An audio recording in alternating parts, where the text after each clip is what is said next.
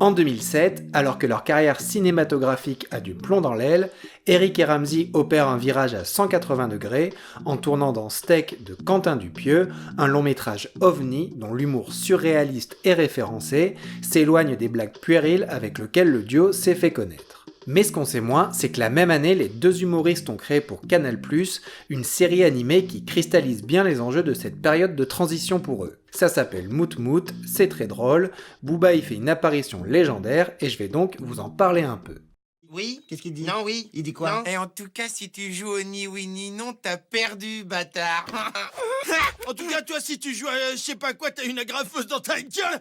Et ça fait mal, hein. Bon. Pour mieux comprendre Mout Mout, il faut d'abord comprendre le parcours d'Éric Judor et Ramzy Bedia, un tandem qui s'est connu à Paris dans les années 90. Après un passage à la radio, ils deviennent aux yeux du grand public le duo Eric et Ramzy, grâce au sketch télévisé Les mots d'Eric et Ramzy, qu'ils vont rapidement adapter en spectacle. On y découvre ce style qui fera leur succès, c'est-à-dire un humour profondément régressif, basé sur des personnages idiots, voire débiles, qui ont cette capacité à étirer des vannes jusqu'au malaise, et ce, quitte à se perdre dans des digressions sans queue ni tête. Bref, on a un peu l'impression de voir deux potes monter sur scène pour partager des délires qui n'appartiennent qu'à eux.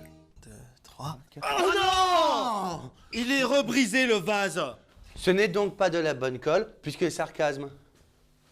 Avec Cadet Olivier, Omar et Fred ou bien Jamel, ils font ainsi partie de cette nouvelle génération de comiques français qui redessine le paysage médiatique à la fin des années 90. D'ailleurs, en compagnie de Jamel, ils pousseront l'esprit cour de récré à son paroxysme avec la série H diffusée sur Canal+, avant d'exploser sur grand écran en 2001 avec le film La Tour Montparnasse Infernale. Wow, wow, wow! Stop and break it down! Au cinéma, la suite sera malheureusement plus chaotique, avec notamment Double Zéro en 2004, mais surtout la même année Les Dalton, qui bien qu'écrit en compagnie de Michel Hazanavicius, sera accueilli comme un nanar sans inspiration. Et d'ailleurs, un peu plus tard, Éric Judor avouera que cet échec était prévisible, car la production avait imposé à un réalisateur qui était étranger à leur univers, et qui selon lui a plombé le scénario et les vannes, ce qui l'amènera à se remettre en question sur sa manière de créer. Après un détour par la scène en 2005, le duo revient sur les écrans en 2007 avec Steak, le deuxième film de Quentin Dupieux, alias Mister Oiseau, qui les propulse dans son univers barré où le non-sens sert à détourner les codes traditionnels du cinéma. Et cette rencontre sera importante pour Eric et Ramzy, car elle va leur ouvrir de nouveaux horizons, et ce, quitte à laisser sur le carreau les fans de la première heure. En effet, Steak recevra un accueil mitigé, à la fois incompris du grand public, mais par ailleurs salué par la presse spécialisée. Le dernier arrivé est fan de Phil Collins.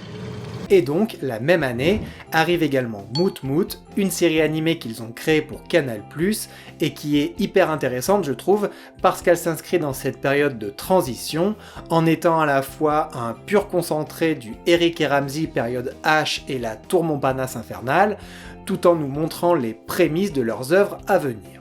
Diffusé à partir d'octobre 2017 pour une seule saison de 15 épisodes, le dessin animé suit la famille Mout Mout, composée du père Bernard, un riche chef d'entreprise égoïste et pas très futé, la mère Berthe, une femme au foyer superficielle et manipulatrice, le fils Michel, un ado suicidaire et fan de métal, et enfin la fille Zinedina, une gamine trop gâtée et agaçante.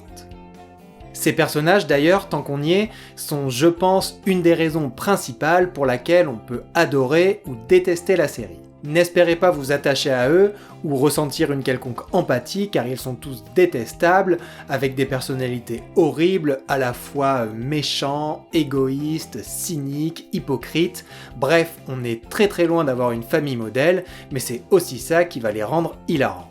Si vous continuez à vous disputer, je me suicide. Après, vous serez trop dégoûté. Non mais tu te rends compte de ce que tu dis là? Ce sont des paroles très graves, tu sais. Derrière, faut les assumer avec des actes. Et le problème avec toi, c'est que tu fais jamais ce que tu dis. C'est vrai, hein? Ça fait depuis tout le temps qu'il dit qu'il veut se suicider et il le fait jamais. Arrêtez! Et en fait, on se rend vite compte que derrière ces airs de comédie idiote et ces vannes à la chaîne, Moot Moot cache aussi une série qui nous dépeint avec pessimisme un monde et des individus pourris jusqu'à la moelle, ces moutons n'étant évidemment qu'une parabole de notre propre société et de ses défauts. Et ça, c'est quelque chose qui va émerger de plus en plus dans les productions d'Eric et Ramsey, et surtout chez Eric Judor. Je pense par exemple à sa série Platane, ou encore plus récemment à son film Problemos, qui est une comédie basée sur un phénomène de société. Et au-delà de ces personnages, Moot Moot s'amuse souvent à tourner en dérision des sujets d'actualité. Dès l'épisode 1, on a une satire du monde de la mode et ses dérives, et notamment des questions de l'anorexie, avec une parodie bien sentie de Karl Lagerfeld. Plus globalement, c'est la sphère médiatique et le monde de l'art dont il se moque avec beaucoup de cynisme, comme dans l'épisode où Zinedina devient une starlette insupportable après un passage à la Star Academy. Sinon, la religion en prend aussi pour son grade dans l'épisode Le Grand Dièse, avec notamment un faux prêtre à qui ils ont prêté la voix de Jean-Marie Le Pen. Tu vas sortir de là, n'est-ce pas? Tu es le malin, tu n'es pas le bienvenu, tu es étranger ici, n'est-ce pas? Moot Moot est également ancré dans son époque, puisqu'on retrouve beaucoup de délires autour des nouvelles technologies et de la démocratisation d'Internet. Il y a par exemple le diptyque Aeromoot, qui construit un scénario complètement absurde autour de l'intelligence artificielle, mais je pense surtout à l'épisode Casse la dope, où le fils Michel va en prison parce qu'il a téléchargé illégalement un album d'Agnès Jaoui. Et cet épisode est d'autant plus culte qu'il met en scène une parodie de Booba qui s'appelle Bouleloubi, interprétée par le rappeur lui-même, et c'est totalement génial. Foumi, ouais, la pierre tombe dans le... La pierre tombe sur le puits, l'écrase et encule sa mère et sa grand-mère devant son mari. T'as compris, petit bâtard? Il va enculer ma mère, lui.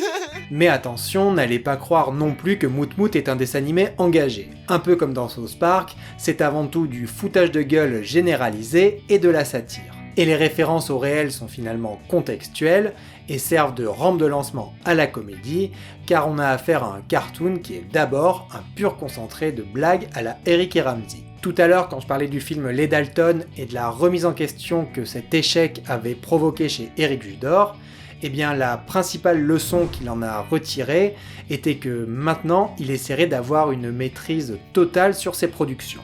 Et avec Moot Moot, on est là-dedans, puisqu'on sent qu'ils ont vraiment eu carte blanche pour aller au bout de leur délire, souvent pour le meilleur, mais aussi parfois un peu pour le pire. Ça doit être plein de drogue et de PD. Affirmatif. Il y a de la drogue, il y a des PD ici. Forcément. Je veux tout voir, je veux tout faire. On retrouve évidemment les vannes et les gags bien débiles qui ont fait leur marque de fabrique, n'hésitant pas à pousser les curseurs de la lourdeur à fond. Cette complaisance dans la lourdeur et cette envie de provoquer le malaise sont des éléments qu'ils adorent manipuler, et c'est d'ailleurs parfois ce qui peut les rendre insupportables auprès de certaines personnes. Alors moi personnellement je suis très client, mais parfois il m'arrive aussi de perdre un peu le fil. J'ai par exemple en tête l'épisode 10, où Bernard se rêve en artiste contemporain, mais se fait voler la vedette par Jean-Guy Gagnan, un performeur québécois. Et alors que l'épisode est méga drôle, notamment avec tout un délire autour de galères qui arrivent à Zinedina, il est un peu gâché à la fin par un trip où Bernard se met en tête d'enculer le Québécois pour se venger. Tu vas pas l'enculer. Écoute, tu me connais, je suis plutôt sympa, mais là je vais l'enculer. Non. Et c'est là justement que la lourdeur burlesque et ironique que j'adore chez Eric et Ramsey se transforme en lourdeur simplement beauf et fait basculer la comédie dans un ton beaucoup moins original. Après, cette vulgarité insistante n'est pas nouvelle chez eux, tout comme les vannes hyper borderline ou les accents qu'ils assument totalement et qu'on retrouve une nouvelle fois dans Moot Moot. Et c'est ça aussi qui me fascine chez eux, ce côté un peu tout ou rien, avec d'un côté des idées ou des gags que je peux trouver vraiment géniaux et sortis de nulle part, et de l'autre des délires qui sont vraiment au niveau zéro de l'humour. Et ça, Moot Moot le résume bien, même si heureusement il y a plus de passages vraiment drôles que de moments un peu dérangeants. Au-delà de tout ça, le dessin animé mérite aussi d'être redécouvert pour les performances de ses acteurs.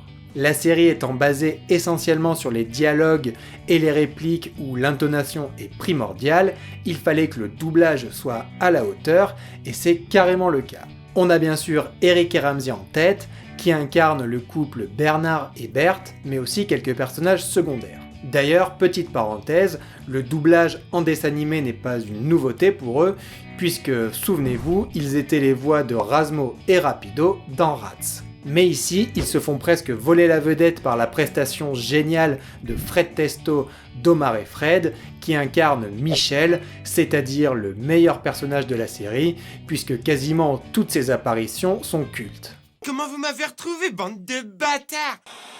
Les ins. Sida syphilis, sida syphilis. Je parle comme toi, on est de la même mi-fa, t'es mon sauce. Sinon, un peu plus en retrait, on a également l'excellente Audrey Vernon qui fait Zinedina, et ensuite tout un tas de guests qui jouent le jeu à fond. Tout à l'heure j'ai parlé de Booba bien sûr, mais on a également Omar Sy, Stéphane Rousseau qui fait le performeur québécois, on retrouve également le commentateur sportif Georges Eddy qui incarne l'American Service, ou bien Elise Moon, et même Diams qui devient une improbable grutière rappeuse. Et enfin, pour parler un peu d'animation quand même, c'est pas ce qu'on retient en premier, mais je trouve celle de la série assez cool, avec un côté cheap assumé, qui la rend finalement attachante et un peu unique. En plus ça va super bien avec l'espèce d'esthétique papier découpé du Cara Design, et aussi l'effet peinture à la main de la colorisation, que je trouve assez harmonieux, et tout simplement raccord avec l'ambiance globale. En fait, on voit que c'est limité, mais comme il y a des partis pris forts et des bonnes idées, ça marche et c'est le principal. Pour finir, j'aimerais revenir sur une interview d'Éric Judor, où il parle du problème de timing qu'il a eu avec ses œuvres récentes, c'est-à-dire qu'elles étaient boudées lors de leur sortie, avant d'être peu à peu réhabilitées, et c'est par exemple le cas avec Platane, ou avec Problemos qui a eu un peu une seconde vie lorsqu'il est apparu sur les plateformes de VOD.